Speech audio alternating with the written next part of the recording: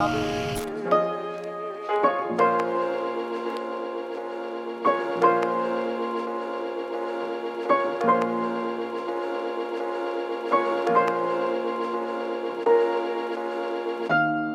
money.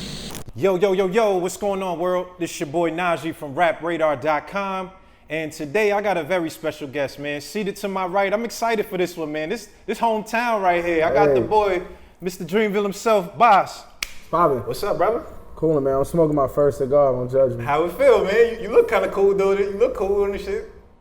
We gonna get it right. Give me like 10 minutes. Just I'm working on it.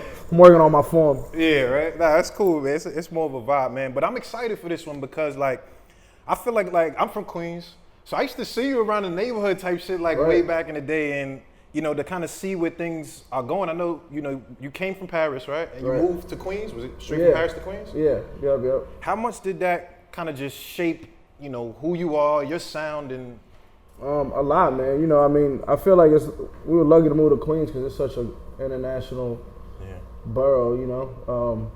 It's the most diverse county in the world, so that was a blessing. But also coming from France, just kind of, you got to hear a lot of world music. You know, I grew up like a fan of Daft Punk and like French house and things of that nature.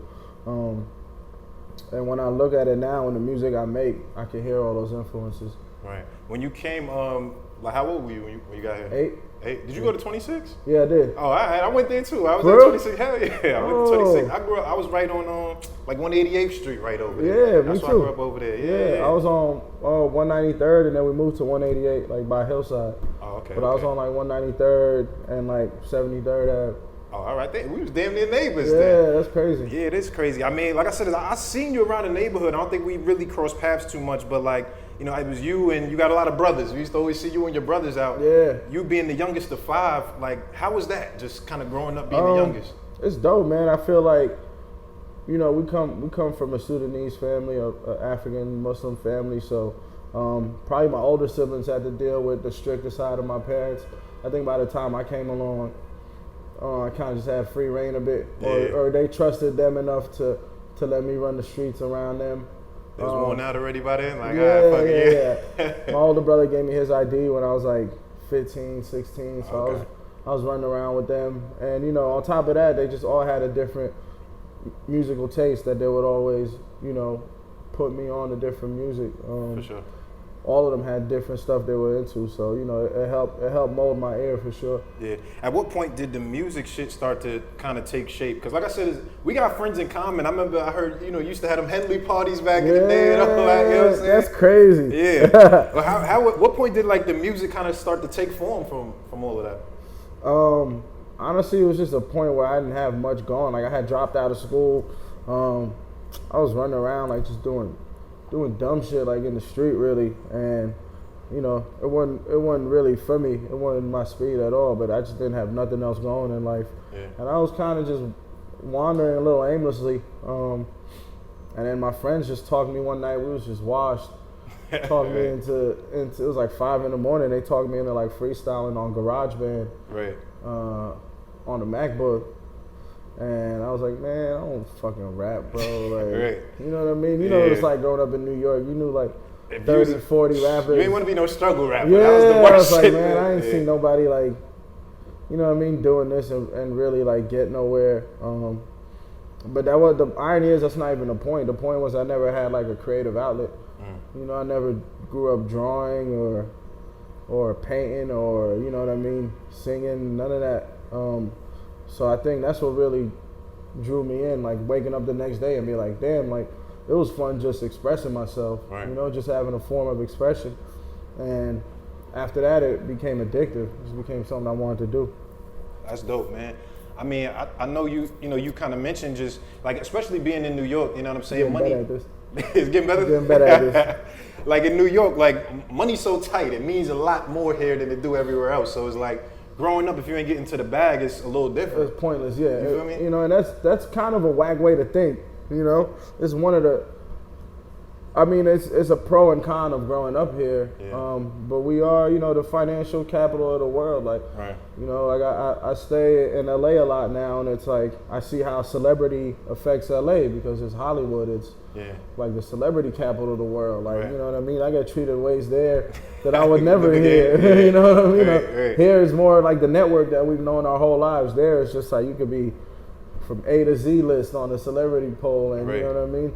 People kind of like accommodate that because celebrity's a thing over there, and like over here we're really a financial city. So you're growing up, everything's about a dollar, everything's about the power of a dollar, and that'll there's some trappings in that, there's some pitfalls in that I think is just part of growing up in the city. I mean, for sure. I think it's interesting because like with you in particular, like you have tidbits of that in your music, like kind of showing and talking about just the street shit that you was doing, but you ain't never really present yourself as like. Yeah, because I'm not, I wasn't no gangster, like nothing like that. I was just somebody trying to get to the bag. Yeah. And I think a lot of kids in New York relate to that. Like you don't gotta shoot nobody or stab nobody or kill nobody to try to flip a pack here and there. You know what I mean? Or try to scam here and there. Like that's just moving with the city. It's trying to make a dollar. Yeah. So it's like I would never position myself as that because that'd be a disservice to my family first and foremost. You know what I mean? Yeah, for sure. My parents did right by me, and so did my siblings. I just found myself in a position where I wanted more for myself. Right. Wanted more money in my pocket. Wanted to afford more things. That I thought would fulfill me in a sense. Yeah, for sure. I mean, like, you speak about the pitfalls, like, reminiscing on the shots and things like that. Like, you had some real street shit happen to you. Right. Do you think about that, like, in the place that you are now, kind of just like... Yeah, honestly, I think of it as a blessing more than anything. Yeah. Because it was a wake-up call I needed. Up until then, I was selling myself short. You know what I mean? I was not at all living up to my potential, not at all applying my intelligence or a talent that I didn't even know I had because I didn't even allow myself to explore it. Facts. I mean, niggas shooting at you, that ain't light. That's like that's a life-changing that'll make you re-examine your, you feel me? your path for sure. But I was lucky after that. Like I said, my older brother gave me his laptop. He was a DJ. Is that MoMA? Yeah, MoMA. Yeah, he would always, when he'd get like records back when we were growing up, back when it was still records and CDs, he would always call me into his room, like, yo, check out this new shit I got, check out this new shit I got. So one day he was like, yo, you always loved the music, like start opening up my gigs for me. Right. He gave me his laptop, and I was doing that for like 8 months, DJing all around the city, DJing for my homies that played basketball at NYU, and 8 months into that, I started rapping. Yeah. Was this kind of scary at first, just like kind of being able to, because like you said, it's in New York especially, like it's a step to take the rap shit seriously when you're not on, you know what I'm saying? Yeah. Everybody kind of look at you with the like, oh, this nigga rapping now. Like, was that part a little difficult to like admit like I'm rapping? What's up? Fuck yeah, I'm rapping now. It never felt like that for me. I just was really enjoying the process of creating the songs or the freestyles or whatever we were doing. Yeah. I wasn't like on Front Street like, yo, I'm a rapper, like, check this, that, and the third. I was really more in the artist development stage, just kind of figuring out what my story was going to be, what my message was going to be, what my sound was going to be. And, in the process, I got with the homies, and they provided a lot of guidance, obviously, Cole and Eve. Yep. And they kind of started helping me develop, bringing me first just being around the shit. Yeah. You know what I mean? I remember going to the Blueprint 3 tour. Yeah.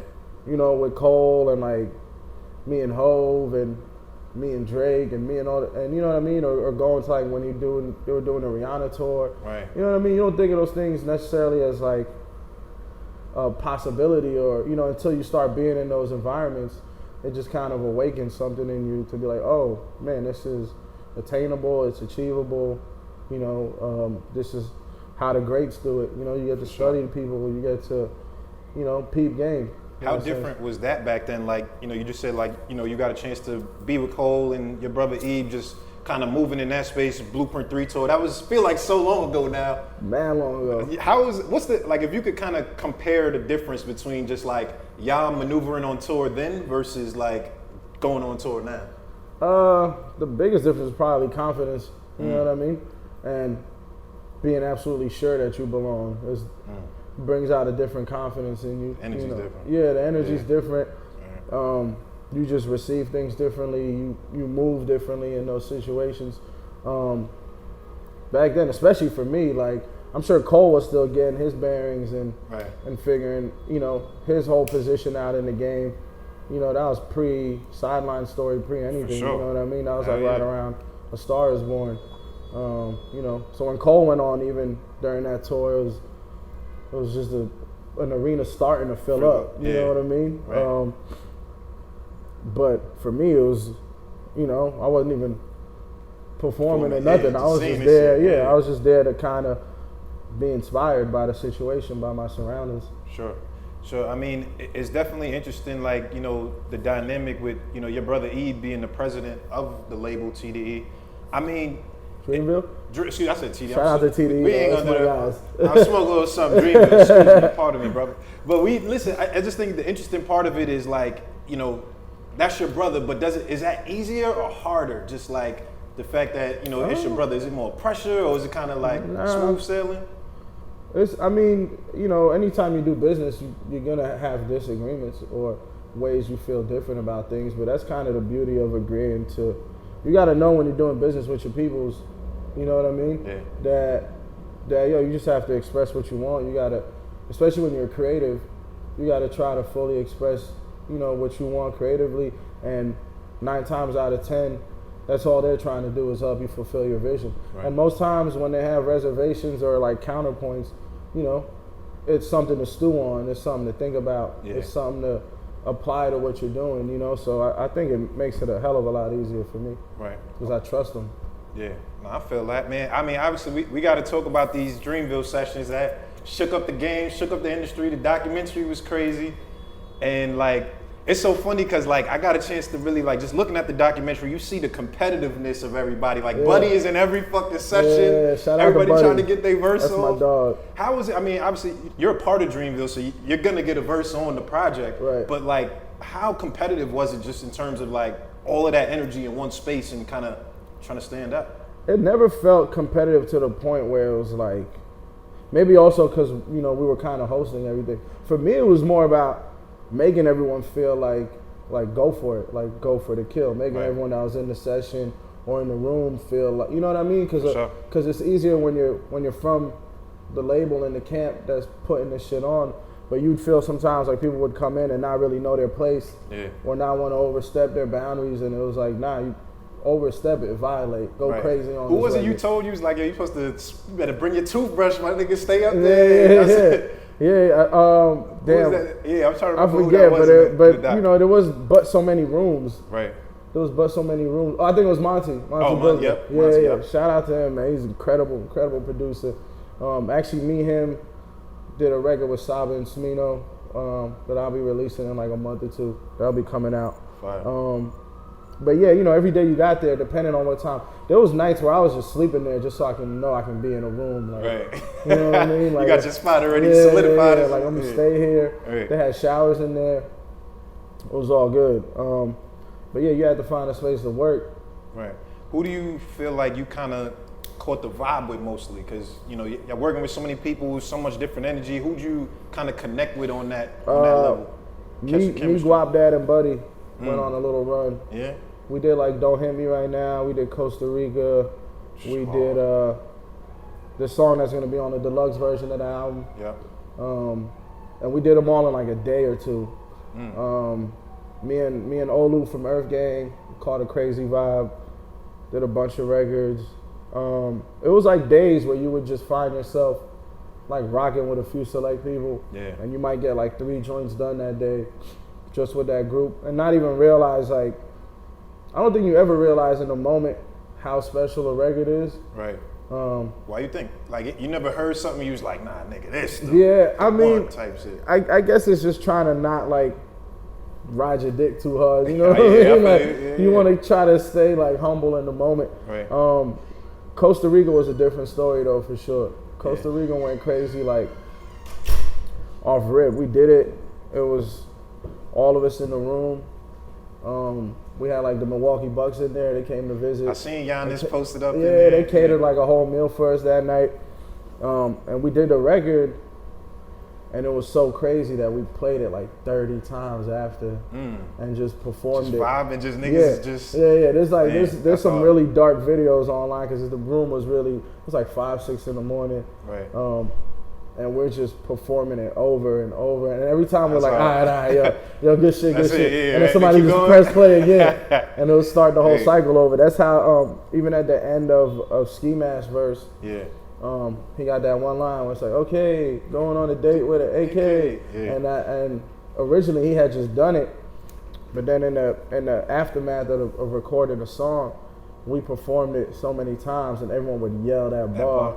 So then Quick, my engineer, was like, man, I'm just gonna record y'all the next time I do it.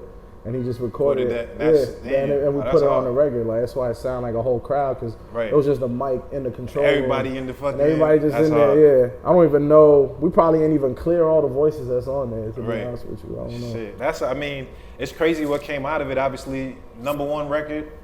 How much do you put weight on shit like that? Like, how much does that matter to you, just to be able to like say #1 and it's a team #1? Does that matter to you? It matters because it's a culmination of everything we've been doing from jump. You know what I mean?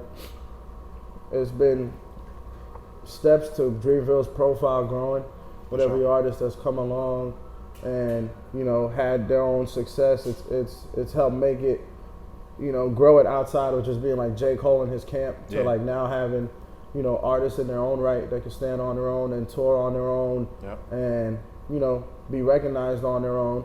And to me, this was kind of the culmination of that. And then also because, you know, it's the most collaborative #1 hip hop album, you know, ever, which is, it's a dope thing to share with all the people involved. You know, I've ran into a bunch of them since. We talk on text. We got a chat called Rap Camp. Oh yeah? Y'all still keep up after? Yeah, we still keep up. And every now and then, like, a nigga will get mad drunk and just text the whole chat. Like, yo, I love y'all niggas. Like, y'all the dopest motherfuckers. Yeah. That's fire. It's cool, man. Like, we gonna forever have that link from there. I think the dope part to me so much is just about the actual camp was like, I feel like Dreamville, when you look at it from far outside looking in, it was always like, you know, they got the inside joke like J. Cole went platinum with no features, and it just felt like y'all was always in your own bubble and ain't really fuck with nobody like that. And now it's kind of like, you know, Cole's opening up, doing a lot of verses with other people that you don't really expect. You guys just had everybody in there. Is that like a conscious decision and effort to like reach out to more people? Yeah, I think, you know, it was a bit misconstrued. I understand why, because we've been so in-house, but mostly we've been touring together, you know, recording together. But we've had those relationships. It was cool. We've been building these relationships with people, even if it wasn't on record. You know what I mean? We've been building with all these people. But, you know, I understand why people thought that of us. But, yeah, it was definitely a conscious decision this year to just kind of step out more with the brand and really stamp Dreamville and give people a little more insight into how we move, into, you know, how we're trying to really put on for the culture and the people around us. That's a fact, man. I mean, we were talking a bit off camera. You played me some of your new joints, Spilled Milk. Man, you got a couple of vibes on there. I'm feeling. So I know you were saying that some of the records were like from sessions that you know that you did and you had with other people. Was that like, was it kind of like you were just creating, or did you have in mind like, yo, I'm gonna use some of this shit for my project? For me, it was almost a relief when certain songs didn't make the album. Right. Because I did secretly want them. You know what I mean? There's actually one that came back for the deluxe where I was like, damn, I knew that was gonna happen. Nah, it's cool though. It's love. I mean, at the end of the day, we in the streaming age. You just got to get it out and let people hear it. Let people consume so much music now. It's different, you know. I like that. You know, one thing about me, like I've never, up until Dreamers, honestly, I've never had 2 years in a row where I've released music, because generally it takes me like 2 years to finish an album. Why is that? Because I don't ever want to like saturate. If I'm putting out an album, I want it to represent something new, some growth, you know, whether it's in me as a person, stories I have to tell, need to get off my chest, or like stylistically, musically, you know what I mean? I want there to be some growth for the audience. And that takes time. You can't force that. But this is cool because a lot of this, the growth in this year in general is collaborations. Even the Spilled Milk project I'm getting ready to put out is pretty much all collaborations I've done, That's or hard. Revenge of the Dreamers is all collaborations. So, you know, you find growth in other people from that regard, like just stylistically and getting out of your comfort zone, and you know, fucking with beats people may not be used to hearing you on. Right. You know, subject matter people may not be used to hearing you on because you're building off of your collaborators. Do you ever think about like your personal growth and trajectory? Like in the sense, like I know you had the on the Milky Way, you had the line where it was like I think it was Milky Way, or we was like Cole gave you the Ace of Spade from Jay, but you didn't want to pop it till you know headline MSG yourself. Yeah. Do you ever kind of like think about your trajectory? Like, damn, how do I? Is that something that you focus on, or is it just like you just create and go? I mean, you want to have a certain level of calculation, you know, but I don't think so much when you're making the music, but more so than anything now. Obviously, anytime I release something, it's just taught me a lot. It's just not even just about making music, but about marketing music. You know what I mean? Right. Even the Dreamers, what we did with Dreamers, you know, just something as simple as all those invites we sent out. Yeah. Which went crazy on social because, OD. you know what I mean? Did you know it was gonna be like that? Nah, not at all. You know what I mean? I didn't figure that, but you learn from those things. You know what I mean? You learn. We're in this day and age where it's like it's about music, but it's also about generating attention for the music. That's a fact. You know, and that's something that I think early on, I wasn't very conscious of. It was just more so about like just expressing my art and making the music. I mean, I still make the music I want to make, but now you put a little more thought into, you know, how you're gonna release it, how you're gonna market it. I mean, I think that's just the growth of Dreamville in general, because it feels like, you know, Cole does that, right? Like he'll disappear for a few years, you don't hear shit from him, no tweets, you don't see nothing. Then the music come and speak for itself, right? Like that's like a big thing. You, in terms of learning just like the marketing aspect, like how do you apply that to Spilled Milk now? You got like strategies and shit. You like, man, if I do this shit gonna go hard. You're gonna see some. You're gonna see some stuff? funny things. Yeah, you're gonna see some. You know, I think what I've learned most is just there's a lot of things you can do, but like what's gonna matter most is how accurately you can convey your personality to people. Right. You know, and that's something I'm trying to be more conscious of. You know, you could shoot the most artistic video, you know what I mean, and it could go over people's heads. It could, you know what I mean. But if you just show people a side of yourself that they can relate to, it's like more powerful than anything. So, you know, it's I've just shifted gears into just trying to give more of my personality. All right, I feel like I just want to go back a little bit. There's a couple of lines I always want to like ask you about. So I know on the Barack Obama special, you had to like, you know, you were saying like your neighbors were so racist that you had to move. Like, what the fuck was that? Like, what is that? How crazy was it that you had to move? I'm like, damn. Yeah, I had the craziest. So you and Cole got crazy ass neighbors, man. You know, it's funny because the first time I played that for Cole, he hadn't even put out Neighbors yet. He hadn't put out For Your Eyes Only, because Barack Obama Special was one of the first songs I did in the album cycle when I moved out of that first crib. I had this neighbor, she was nuts, dog. Like, and I should have known because the homeowner that rented me the crib was like, I'm gonna let you know she's a little crazy. She used to wild out, like when my son's alarm clock would go off. Damn. Like somehow she would like hear that from her crib and wild out. Right. But my manager Derek was taking the trash out the first week we were there. You know, you moving in, you got hella trash, boxes, all that. Oh yeah. So she came out when he was taking the trash out. So you know, I really used to like this neighborhood before you guys moved in. I'm like, damn. So off rip, off rip, we knew what time. You know, we knew what type of time she was on. Right. And then it was just hell from there, just calling the cops all the time. Like the cops were doing their best at one point not to fuck with us because they knew like she was just blacking. But then like we started getting calls from like the DA. One of the homies that was living with me at the time was playing in the NFL, and they were like, you know, we know who you are, all that type of shit. Like, well, all right, well, we don't want that kind of smoke because you know the NFL, they put niggas under it for sure. The second anything, you know what I mean? So we're like, all right, we're gonna get up out this crib, which we did. And I flew to Carolina. I was playing Cole that record, and he was like, yo, you know, I got a song called Neighbors. Oh, really? Yeah, like neither of us had any idea that like we was, you know what I mean? We was dealing with the same shit though. obviously North Carolina, you know, has their share of tough race relations too. You know what I mean? It's anywhere you're at, upward mobility as a young black dude, you're gonna deal with people that are like, why are you here? You know what I mean? Do you feel like since you've amassed a certain level of success and profile and clout, whatever the fuck you want to call it, does it change a little bit? Does it get better? Does it like feel differently, the race relations part, or is it still like, even if you're in the Benz, you're still a nigga in the coupe? Yeah, I mean, not until we have full like communities like that of colored folk. You know what I mean? I don't think it'll ever change. You just need a lot more of us to prosper.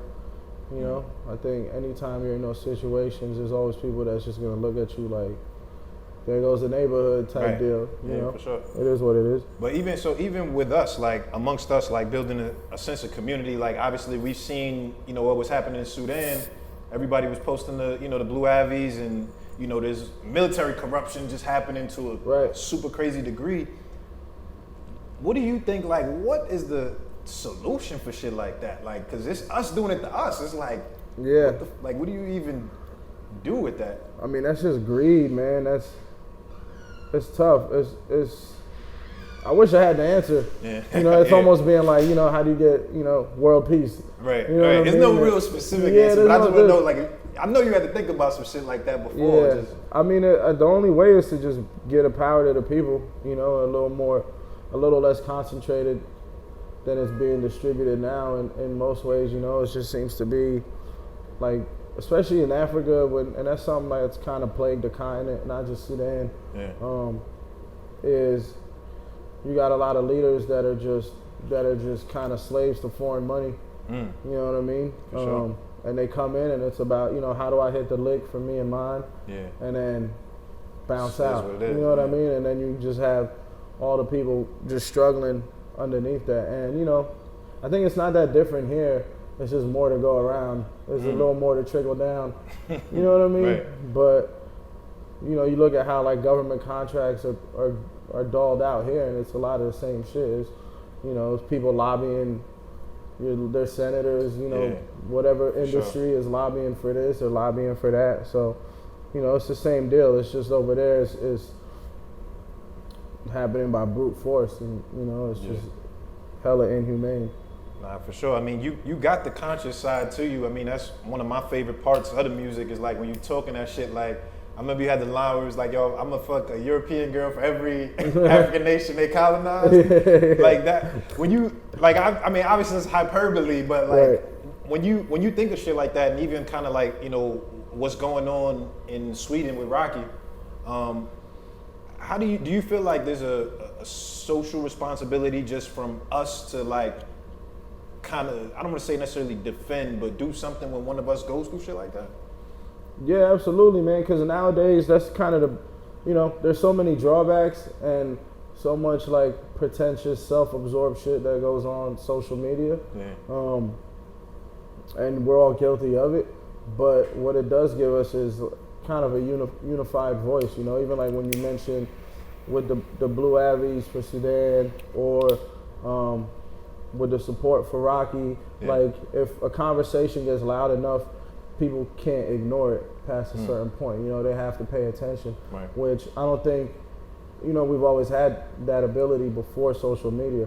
I think that's one of the positives is when we could all get together and be like, nah, this shit matters to us. Facts. Like, you know, we need a resolution. Yeah, nah, for sure. I mean, it's definitely just, you know, interesting navigating in that space. And, you know, like I said, as profile grows, man, you know, things grow. I heard you grow. I heard you got a new whip or something like that. I heard you made a new purchase. The streets is talking right now. First of all, kids, I waited till I got my credit very, very good. I've been signed for some time. I've been making this rap money. It was not my first purchase.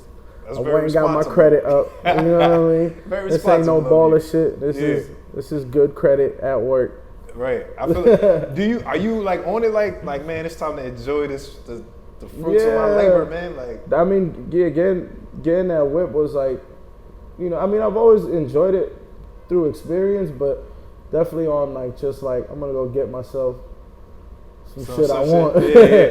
It's just funny because when it comes from Dreamville, like, you know, Cole, you know, in the driveway ain't no rapper cars, just some shit to get from back and forth. So when I see somebody in Dreamville going crazy, it's like, oh shit. Cole came to the sessions in the Lamborghini truck. Ah. So we don't want to hear none of that. It's quiet. That's hilarious. Quiet. Oh, that's funny, man. Nah, that's dope. I definitely wanted to ask you about, you know, you being just international and seeing the vibes and touring different places. How much, because you went to Africa, right? Yeah, we did Nairobi. Oh. We did Johannesburg, Cape Town, Durban. We were supposed to do Sudan, but then all the political unrest kicked off, like really like the month we were supposed to come. So all our partners on that side were like, yo, you know, it's too hot to be doing this. Was that your first time going to Africa? No. I've been going to Sudan. Like, from family and... Yeah, I've been going since we were kids. Like my parents would always make sure to take us back. Yeah. You know what I mean? It was my first time going to Kenya, and it was my first time going to South Africa, and that was a trip. I had gone to Nigeria with Cole April, I think 2018. We did a show out there, which was hella dope. But what would you say? Because I know you had to have. I'm a Queens nigga, man. I know y'all got some crazy tour stories. Just give us one. There's a lot of people watching this shit. Give me something that come to your head where you like, you had a tour story that was just like, oh shit. Man. You came back like, I gotta tell my niggas this right here. I'm trying to think. Those are hard to like even just recall. Pinpoint. Because the wildest ones, niggas be finished. You know what I mean? Right. Like niggas really be finished. Right. So I'm really like, you gotta give me some time to think about that. Right. And I'm gonna come back to it. It's gonna hit me. All right, we gonna get there before we go. There's a lot of people watching this. But I think it's also interesting, just like, you know, the network that you've been able to kind of build, like you said, in rap and everywhere else. In Japan, you frequent Japan. I saw you was on like they had like some kind of festival out there did you do not too long ago? I was at a workshop like 2 weeks ago at like this music college. Yeah. With my homie Ali from TDE. Mixed by Ali? Yeah, it's the bro. So we went out there to put on a workshop called Seeing Sounds, which kind of teaches kids about engineering. He deconstructs a record that he's mixed and, you know, teaches them how pretty much his methods to engineering and like sound manipulation. And I was there as like the artist that works with him, and we just, you know, kind of talk to these kids out there. Hella dope, super talented group of like young college Japanese kids, like really dope artists, musicians, producers, all of that. I heard you and Ali are tight. Do you guys work closely together? Yeah, he's mixed. He makes Too High to Ride. He makes Milky Way. He makes Spilled Milk. Oh, okay. Yeah, that's my guy. All right, for sure.